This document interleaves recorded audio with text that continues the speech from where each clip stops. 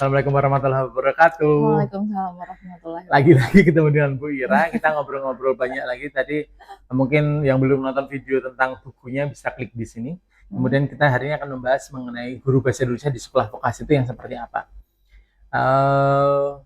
Tadi sudah sedikit berdiskusi tentang kebutuhan guru yang tentu bahasa Indonesia itu dibutuhkan di SMP, SMA, bahkan SMK pun juga butuh bahasa Indonesia sebagai bahasa pengantar. Kalau tadi disebutkan sebagai mata pelajaran normatif, yang artinya tidak langsung berhubungan dengan kejuruannya, tetapi mendukung kejuruannya. Ini kita bertemu dengan Bu Ira, salah satu guru bahasa Indonesia di SMK Negeri 1 Kaligondang, Purbalingga. Ya. Sudah mengajar berapa tahun, kalau boleh tahu? 13 tahun berarti kurang lebihnya ya. Lama ya. Dari tahun 2012. 2012? Iya. PPG 2018? Iya. Kemudian berarti setelah PPG itu 2025, berarti 7 tahun yang lalu ya? Iya. Kemudian sekarang jadi guru profesional, ya. sertifikasi. Iya, amin. Pengalaman mengajar yang paling menyenangkan apa, Mbak? Pengalaman mengajar yang paling menyenangkan, mungkin gimana? Paling mengesankan? Mengesankan boleh. Nah, jadi kalau saya itu ketemu siswa itu, saya senang dengan senyuman mereka. Oh. Jadi gini, yang namanya pengalaman pastilah pernah ya, yang menyenangkan, mengesankan, mengesalkan, bahkan menyedihkan. Kalau menyenangkan ya itu ketika saya masuk kelas kemudian siswa tersenyum, itu saya sudah senang banget. Itu kayak ada energi positif yang mereka pancarkan ke saya ya. Nah, begitu juga guru seharusnya juga seperti itu. Guru itu masuk kelas itu harus juga dengan semangat dan senyum. Karena jangan langsung jutek, jangan langsung suram ya. Itu siswa kayak udah takut dulu ya. Menularkan energi positif dulu. Lo nggak nyindir ini ya. Karena kadang kan kita jangan sampai membawa masalah kita di luar kelas itu masuk ke kelas, itu jangan. Iya, betul. Jadi ketika bertemu dengan siswa ya kita jadi guru gitu. Harus yang semangat. Menyenangkan. Guru yang menyenangkan. Jadi sebelum mengajar itu ambil buku, bismillahirrahmanirrahim, senyum. Sebelum masuk gitu loh, senyum. Jadi memang lagi ketika ketemu siswa senyum itu udah happy ya, Mbak? Udah happy. Karena kan kita udah capek kadang ya. Iya, betul. Apalagi kalau ngajar dari pagi sampai siang kan udah capek ya. Jadi harus moodnya tuh harus dibenerin dulu lah ya, harus stabil dulu gitu. Dengan cara gitu ya. Oke. Itu yang menyenangkan. Kalau menyedihkan apa pernah, Mbak? Kalau menyedihkan itu sebenarnya atau paling sebel, paling tidak menyenangkan? Kalau tidak menyenangkan itu, ini menyedihkan dulu aja lah ya. Ya, boleh. Kalau menyedihkan itu kadang kita mendengar cerita-cerita yang kurang beruntung mungkin ya dari siswa. Karena kurang lebih 1.800 siswa, pasti banyak sekali macam latar belakangnya. Dan ketika bertemu siswa, kemudian siswa itu ada masalah di kelas, mungkin mengantuk, mungkin anaknya sensitif, berantem dan sebagainya, itu pasti mereka punya latar belakang yang mungkin kurang menyenangkan. Jadi ketika diajak ngobrol, ada ngobrol berdua, itu saya kadang merasa bersalah juga, atau kadang merasa sedih juga sebagai guru. Ya Allah, ternyata murid saya seperti ini ya. Jadi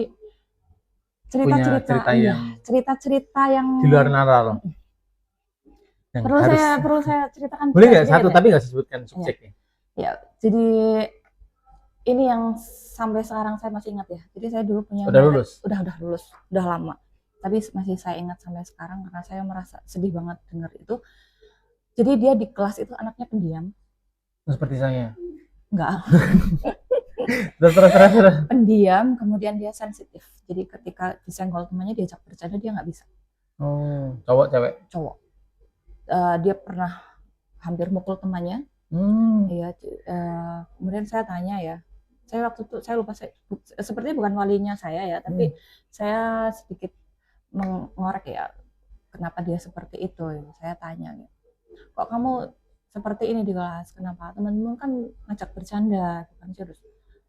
Ternyata dia punya latar belakang, punya sisi kelam dari keluarganya.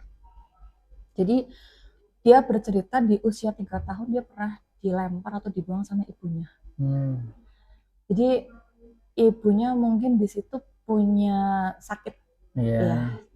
Nah, anak itu masih menyimpan itu sampai dia SMK.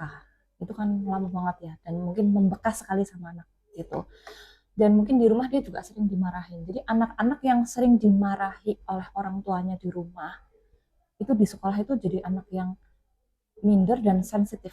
Termasuk itu tadi yang saya sampaikan. Jadi saya nggak menyangka ternyata dia menyimpan di umur 3 tahun itu dia masih ingat. Saya pernah dilempar Bu sama ibu saya, dipotong ya, terus dibuang, dilempar, dan itu Banting ya membekas, istilahnya. dibanting. Jadi itu saya nggak mungkin dong mengepush dia supaya bahasa Indonesia nilai 100 misalnya, atau nggak 100 lah misalnya KKM gitu. Itu mungkin susah ya, dan saya Karena itu berpengaruh terhadap kognitif si anak tersebut. Iya, akhirnya berpengaruh ke sana.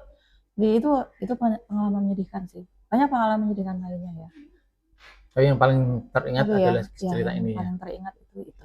Karena itu hubungannya dengan orang tua secara langsung ya. Memang ini ya Mbak, ini sebelum kita ke arah vokasi, emang menjadi guru itu kita harus banyak mendengar juga ya. Karena kemarin ngobrol-ngobrol sama Mbak Septi juga, ternyata Mbak Septi pun juga pernah mengalami punya siswa yang yatim piatu, yang tidak punya orang tua sehingga si anak harus cari duit dan lain sebagainya. Iya, betul. Ternyata background story dari setiap anak kan berbeda-beda. Iya, betul.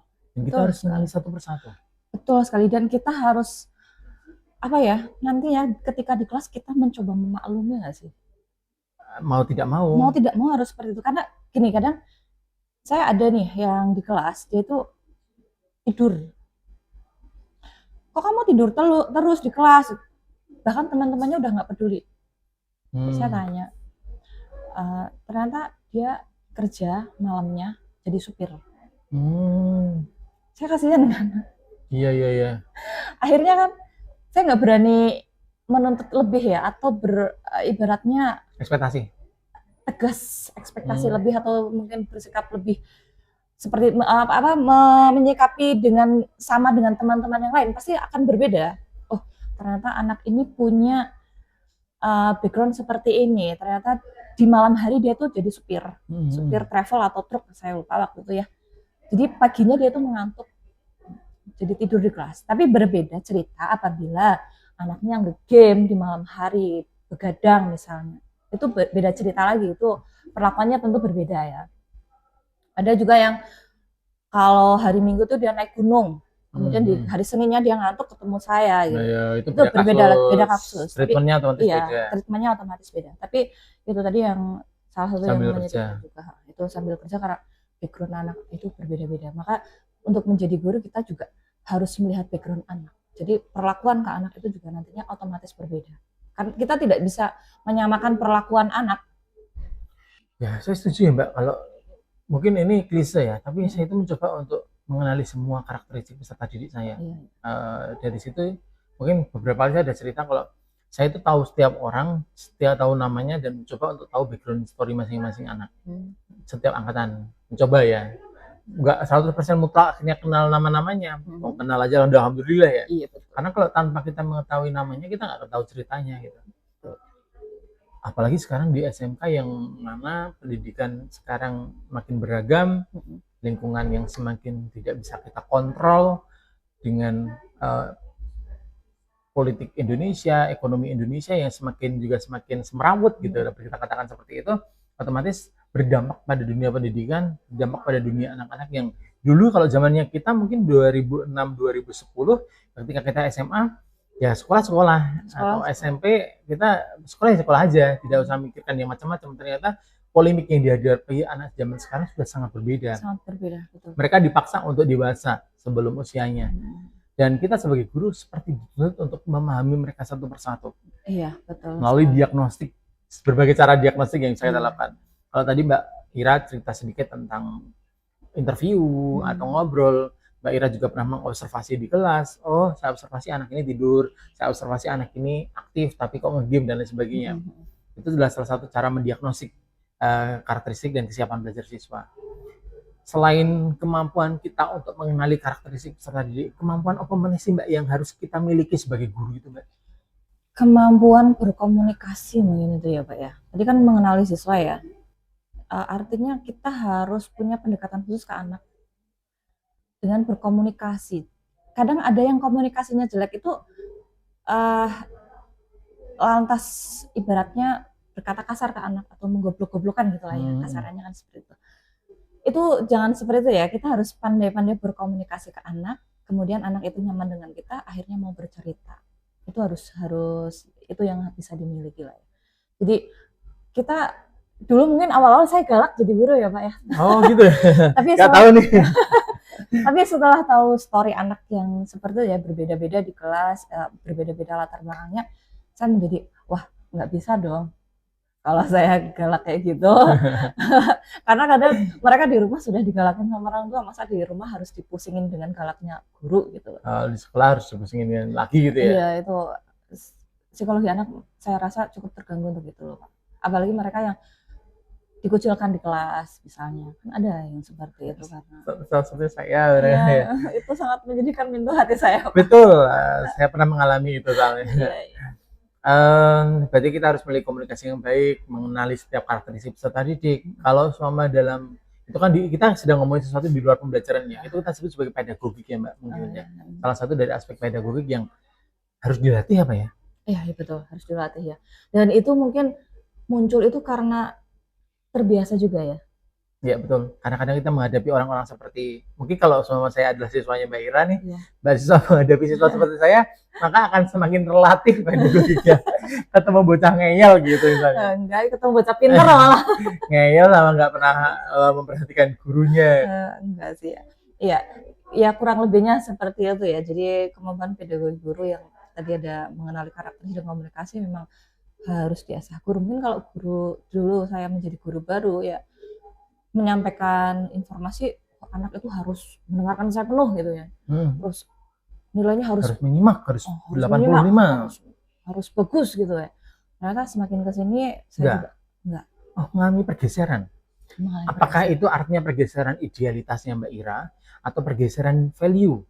Atau apa itu? Menurut saya itu pergeseran value ya, karena kita sebagai pendekatan antar manusia lah ya, dari hati ke hati begitu. Kalau dulu kan kesannya seperti bodo amat kamu dari mana gitu ya. Atau mungkin dulu kan ya mengajar pokoknya harus sempurna gitu. Ternyata ketika berjalannya waktu di kelas itu bukan hanya sekedar mengajar, tetapi bukan hanya sekedar menyampaikan ini loh teks argumentasi gitu, tapi kita juga harus menjadi sahabat untuk mereka, menjadi teman curhat untuk mereka, dan kita berusaha untuk memberi jalan keluar juga untuk mereka. Jadi pokoknya semuanya lah. Guru iya, psikolog iya, betul Pak. Dokter juga iya kadang-kala. Guru harus menguasai ini ya, energi angin, energi air gitu ya. Avatar ya. Avatar. Jadi orang tua bagi siswa di sekolah intinya ya. Betul sekali. Dan padahal menjadi orang tua itu tidak ada sekolahnya. Ya betul sekali. Kalau materi misalnya materi bahasa Indonesia, materi matematika itu bisa kita pelajari di bangku perkuliahan, tapi materi menjadi orang tua itu tidak pernah ada di perkuliahan ya. Iya betul. Nah, Mbak, secara umum sekarang kita masuk ke mulai mengarah ke kurikulum. Kalau di SMK ini sebenarnya esensinya itu sama nggak sih harusnya dengan SMA? Mungkin kan dulu Mbak Ira ini kan lulusan SMA, bukan SMK ya. Sama nggak sih esensinya seharusnya? Berbeda ya tentu ya. SMK sendiri kan tujuannya untuk mempersiapkan anak-anak terjun ke dunia kerja. Sedangkan SMA kan menyiapkan anak-anak ini masuk ke perguruan tinggi gitu kan. Jadi tentu yang kita persiapkan di dalam pembelajaran atau di sekolah itu juga berbeda dengan SMA. Kurang lebihnya seperti itu ya. Kalau di SMK kita kan mempersiapkan anak ini lebih tahan banting ibaratnya ya. Iya. Lebih tahan banting karena mereka nantinya masuk ke dunia kerja itu dengan budaya-budaya yang berbeda-beda. Mereka ibaratnya dari budaya sekolah langsung ke budaya kerja yang berbeda-beda itu yang juga. Pasti juga di setiap perusahaan punya budaya kerja yang berbeda-beda juga. Tapi ada perusahaan yang memang slow, ada perusahaan yang tertarget, ada perusahaan yang keras, ada yang ya nggak keras-keras banget dan lain sebagainya. Dan itu harus diadaptasi oleh siswa ketika mereka sudah lulus ya. Iya, betul. Dan itu PR-nya siswa dan itu PR-nya guru juga untuk menyiapkan siswa ke arah sana. Dan nggak gampang ternyata. Nggak gampang juga materinya harus materinya. spesifik, Iya, media pembelajarannya, asesmennya juga. asesmennya juga. Apakah Mbak membuat soal khusus sesuai dengan kebutuhan mereka atau seperti apa? Kalau soal kita khususkan ke teks, kalau bahasa Indonesia kan ya itu kita pakainya teks. Teks-teksnya itu ya yang mengarah ke dunia kerja. Misalnya yang tentang, misalnya apa ya, tentang teks argumentasi misalnya, tentang keuangan Iya, iya, misalnya, iya, iya. kayak gitu. Jadi teks-teksnya juga harus up to date ya. Iya, betul. Iya. Jangan pakai teks yang sudah lampau, apalagi sudah tahun 90-an misalnya ya, itu sudah tidak relevan lagi ya. Saya kira untuk masuk ke assessment itu juga soal-soalnya harus relevan dengan yang sekarang. Terutama dunia usaha, dunia industri yang sekarang, dunia kerja sekarang, apalagi isu-isu yang ada di sekitar anak-anak sekarang. Iya, betul. Mbak, memasuki tanya jawab nih Mbak. Saya penasaran dengan isu-isu atau kasus-kasus yang saat ini kita hadapi sebagai pendidik. Iya. Sebenarnya sama saja, tapi saya ingin menggali lebih konkret dengan apa yang Mbak hadapi selama ini. Mungkin yang pertama tentang siswa yang kesulitan konsentrasi dalam belajar. Seperti yang tadi Mbak Ira ceritakan dan juga yang saya alami ketika saya menjadi pendidik, anak itu punya kecenderungan dijelaskan hari ini, besok sudah lupa. Minggu depan sudah lupa. Apa sih? Apakah mengalami hal sama? Seminggu lalu sudah kita bahas, lupa. Apakah mengalami hal yang sama? Pasti ya, pasti mengalami hal yang sama ya. Saya juga demikian ketika persepsi itu anak. Minggu lalu kita sudah belajar apa ya? Kadang lupa apa ya, majas apa coba personifikasi, udah lupa gitu. Nah itu juga menjadi PR juga buat kita ya. Nah, artinya pertanyaan selanjutnya, artinya apa yang harus dilakukan? Jadi kalau menurut saya kadang anak itu sudah terbebani ya, tadi ya dengan latar belakang, tugas dan lain sebagainya. Kita butuh mengingatkan kembali berulang-ulang. Artinya pembelajaran itu tidak hanya terjadi saat itu. Pembelajaran itu di kelas kita bisa menyampaikan itu lagi gitu. Apalagi di persepsi itu kita mengingatkan kembali, mempersiapkan anak yang mungkin tadinya di posisi theta atau delta, kita membawanya ke posisi alpha gitu, atau ke posisi yang menyenangkan buat anak. Jadi anak sudah siap ke belajar, kita mulai belajar di situ. Kita mulai mengingat, ya coba kita ingat bareng-bareng yang masih ingat siapa, bisa dijelaskan kembali. Mungkin sama lah ya Pak. Iya. Seperti itu. Tapi capek nggak sih ngingetin terus, perasaan minggu lalu sudah kita ingatkan? Nggak apa-apa Pak. Tapi ya gimana ya, kadang siapa yang sembuh legakan? Kadang ini ya, apa ya, kadang capek juga ya, tapi namanya yang mengajar itu kan kita juga nggak boleh capek ya mengajar ya. Iya, karena itu proses. Iya, proses. Anak itu butuh proses Pak. Jadi kadang apa yang kita sampaikan ke anak hari ini mungkin anak belum sadar, belum paham. Pahamnya mungkin bisa 2-3 tahun atau bahkan ketika mereka terjun ke dunia kerja, mereka baru paham. Betul. Apa yang kita sampaikan di kelas. Betul. Ya kan? Ini untuk para alumni yang sering WA, Pak, ternyata apa yang Bapak sampaikan waktu itu benar. Pak, ternyata ketika di dunia kerja seperti ini. Pak, ternyata menghadapi kami itu susah ya Pak? Nah, seperti itu Pak. Itu baru sadar ketika lulus. Iya. Tapi ketika jadi mahasiswa kenapa nggak sadar itu loh? Karena mereka mungkin belum mengalami gitu ya. Jadi proses belajar di anak itu masih terus berjalan. Jadi saya, ya kadang memang kesal ya, aduh itu kan kemarin sudah, ya. Tapi it's okay, ya udah kita belajar lagi yuk. Ya guru tidak boleh lelah untuk selalu mengingatkan dan selalu memberi pelajaran buat anak. Motivasi, pelajaran, diagnostik. Lah lama-lama kita tuh semakin banyak ya pekerjaannya. Iya. Ada kasus yang lain Mbak. Siswa sekarang tuh nggak baca. Mereka tinggal copy paste dari ChatGPT. Tidak pernah membaca, bahkan ChatGPT-nya aja yang mereka sudah sudah dibikin sintaksnya juga nggak dibaca, langsung di copy paste tanpa membaca. Itu pasti juga dialami. Nah, capek banget ya. Iya, jadi seperti kita tuh menghadapi anak yang kita sudah siap belajar dan membelajarkan, anaknya nggak siap untuk belajar. Nah, bagaimana mengatasi siswa yang minim motivasi membaca? Apalagi nih kita sekarang udah dapat dengan kepala perpustakaan di SMK Negeri 1 Kaliglondang. Pasti solusi-solusinya solusi jitu ini. Jadi menurut saya pertama adalah kesadaran untuk belajar ya. ini ada di deep learning gitu ya. Ya ada, betul. Kesadaran anak mungkin masih kurang ya, kesadaran untuk belajar. Jadi lagi-lagi menjadi tugas kita ya untuk menumbuhkan bagaimana anak itu sadar dan merasa butuh dengan belajar, dengan ilmu itu. Tapi mungkin juga kadang kita punya kemungkinan-kemungkinan lain ya, Pak. Anak itu kan kemampuannya berbeda-beda ya. Saya percaya anak itu punya keunikan masing-masing. Mungkin mungkin lemah di teori, unggul di praktek. Mungkin tidak bisa menulis, dia pandai berbicara. Nah, mungkin kita hanya melihat satu sisi kelemahan anak. Kemungkinan-kemungkinan lain itu pasti ada kan? Ya, pasti ada. Ya, pasti ada kemungkinan seperti itu. Tapi yang pertama adalah kita bagaimana menumbuhkan kesadaran untuk membaca. Nah, itu juga ini ya, susah juga sebenarnya untuk menumbuhkan kesadaran. Kita harus ini ya, kadang harus mengajak ngobrol bahwa ketika kamu tahu dunia gitu kan, maka harus seperti ibaratnya ada pemantik, pertanyaan-pertanyaan pemantik atau kalimat-kalimat pemantik. Ya nggak, Pak? Karena dijelaskan seperti itu ya. Betul. Ya. Tapi Pak Mehmet pernah nggak ketika masuk kelas anak itu semuanya pegang buku dan membaca? Enggak. Saya pernah, Pak. Dan itu anak teknik pemesinan yang mandan angel. Baca buku apa tapi? Buku. Jadi ketika itu ada program literasi itu 15 menit sebelum pembelajaran dimulai. Itu kadang kan ada kelas yang tidak jalan atau ya adalah yang nggak jalan gitu ya. Di situ saya minta untuk anak-anak itu mencatat di buku kecil, buku batik kecil di situ buku apa saja yang kalian baca. Setelah dibaca selama 15 menit itu tulis di buku, refleksikan di situ. Oh, refleksi ya. Refleksikan di situ. Nanti saya tanda tangani sebagai nilai tambah ya.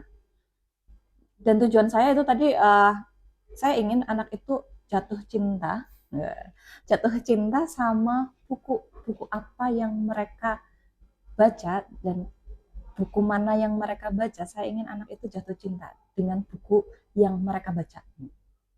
Jadi saya persilakan baca buku apa saja yang kamu suka. Terus refleksikan. Kalau hari ini nggak suka dengan baca buku itu, besok boleh ganti. Ditulis. Nah, ketika saya masuk, itu yang tadinya anak-anak pada bandel itu ya, susah maksudnya ya. Itu biasanya kan kita masuk itu harus disuruh dulu ya berdoa, kemudian baru kita suruh untuk membaca, baru anak membaca. Itu enggak, Pak. Itu saya masuk itu anak-anak sudah mulai membaca bukunya masing-masing itu. Wow. Jadi apakah ini ada progres gitu ya ketika masuk kok sudah pada diam, anteng, dan nggak ada yang pegang HP, semuanya di grup baca buku.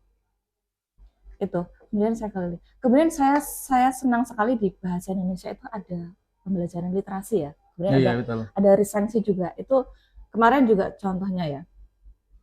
Silakan ke perpustakaan, pinjam buku apa saja yang kalian mau baca. Kemudian saya beri waktu 2 minggu untuk menyelesaikan satu buku itu. Dan saya tanyai satu persatu anak di kelas, apa yang dibaca, isinya apa.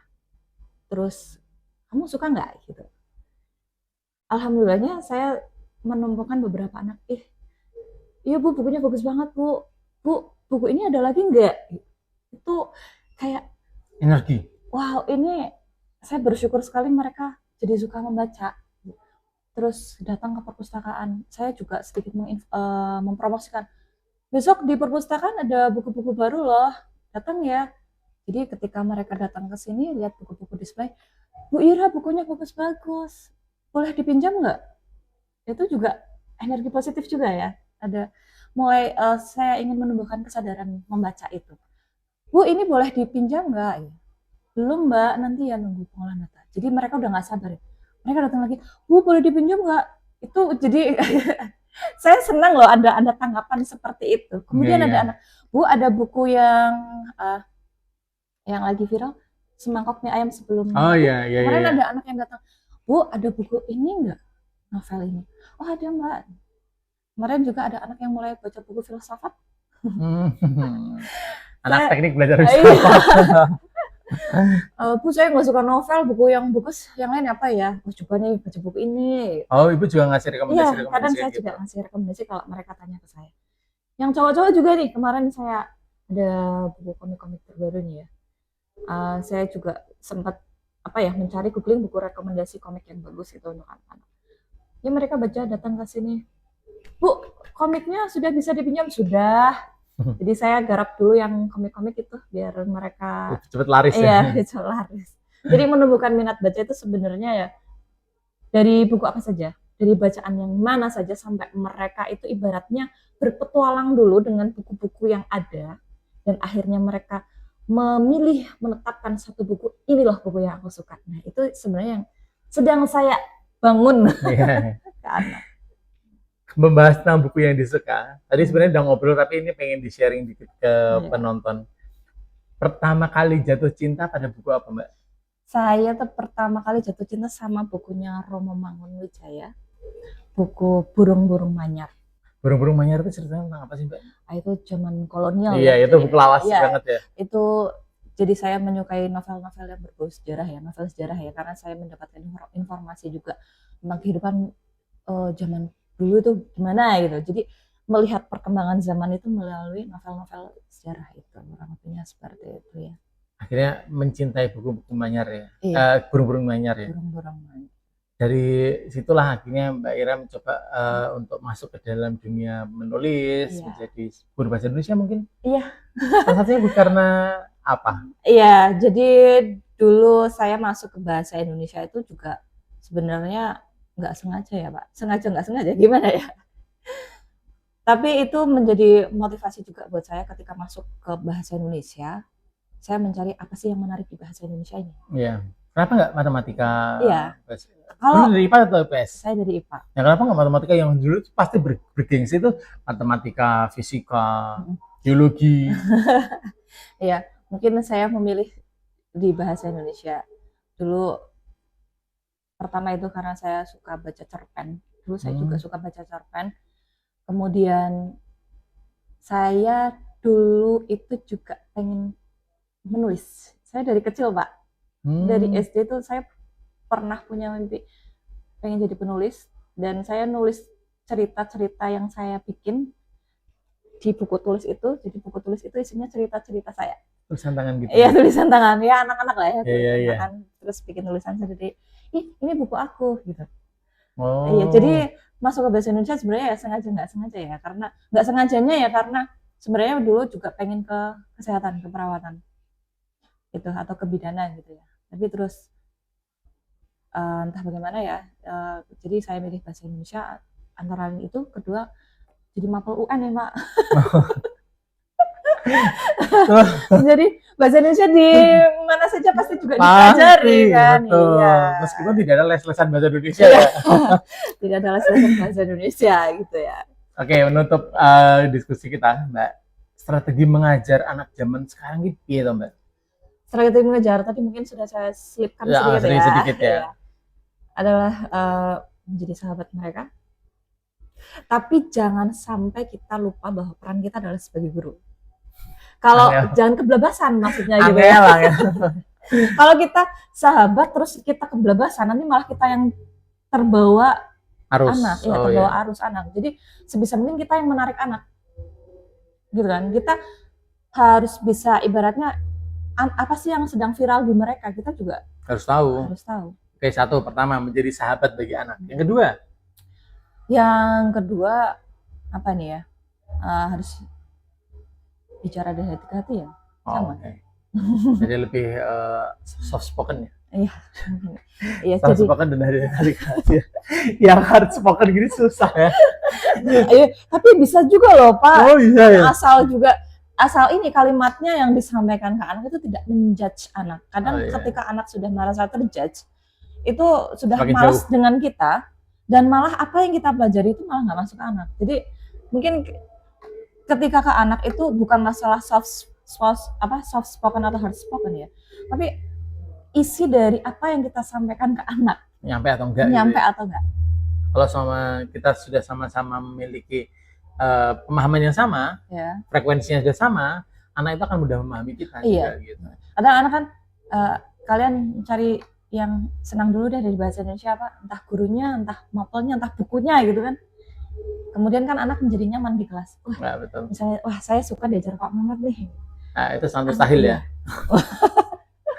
Loh, kemudian kan Sekali. ketika nyaman kan di kelas anak sudah betah nih. Betul. Bisa lebih memperhatikan, wah Pak Mehmet nih misalnya seperti itu. Wah bukunya Pak Mehmet nih, oh ternyata bukunya pakai buku ini ya.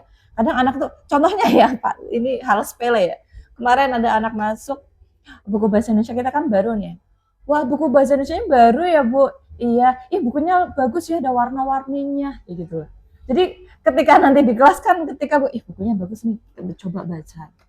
Karena kita tidak tahu anak jatuh cinta pada apa. Betul, Termasuk kita tidak tahu kenapa Bu Ira jatuh cinta pada burung-burung manyap. Iya. Terima kasih Bu Ira atas diskusinya hari ini. Juga. Banyak sekali menginspirasi dari Bu Ira, teman-teman calon guru. Yang mungkin juga Bu Ira perlu tahu, anak-anak zaman sekarang itu tidak semuanya masuk jurusan pendidikan pengen jadi guru. Oh iya betul. Sebagian besar dari mereka itu salah masuk atau disuruh orang tuanya untuk ambil pendidikan.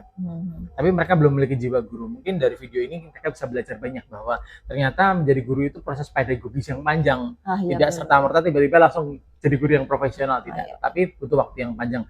13 tahun? 13 tahun. Masih perlu belajar. Masih perlu belajar banget. Dan tentu dari proses belajar selama 13 tahun ini akan menjadi bekal untuk belajar 26 tahun, 39 tahun dan seterusnya. Kelipatannya. Iya. Sukses terus Bu Ira. Amin. Sehat selalu dan terus menginspirasi siswa-siswanya.